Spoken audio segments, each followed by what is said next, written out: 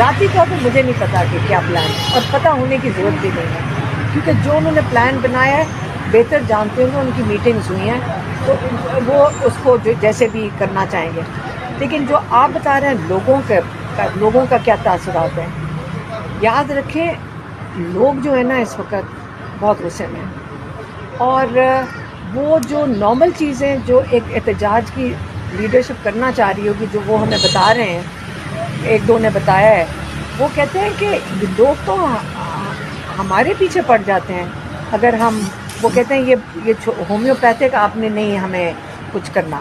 اس کا مطلب لوگوں کا غصہ بڑھ رہا ہے، یہ آپ بھی اینالائز کرتے ہوں گے، ہم بھی دیکھ رہے ہیں. جو مجھے لوگ میسیجز بھیجتے ہیں، میں تو کئی میسیجز پڑھ کے تو میں ڈر جاتی ہوں کہ یہ کیا، لوگ بہت اینگری ہیں، یہ لیڈرشپ نہیں کہہ رہی ہے ان کو، لوگوں کو یہ اپنا.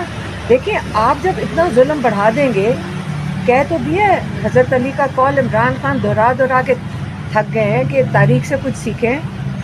ظلم کا نظام نہیں چل سکتا، کفر کا چلتا ہے، ظلم کا نہیں چلتا.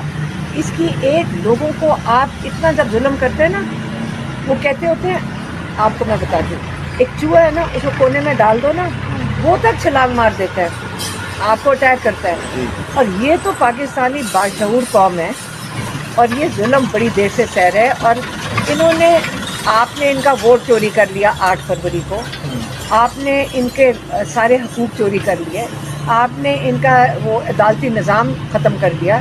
تو آپ کا خیال ہے کہ لوگ اپنا کیا مستقبل دیکھ رہے ہیں؟ لوگ نکلیں گے، اگر نکلیں گے تو اپنے مستقبل کے لیے نکلیں گے. ہم نکل رہے ہیں اپنے بھائی کے لیے.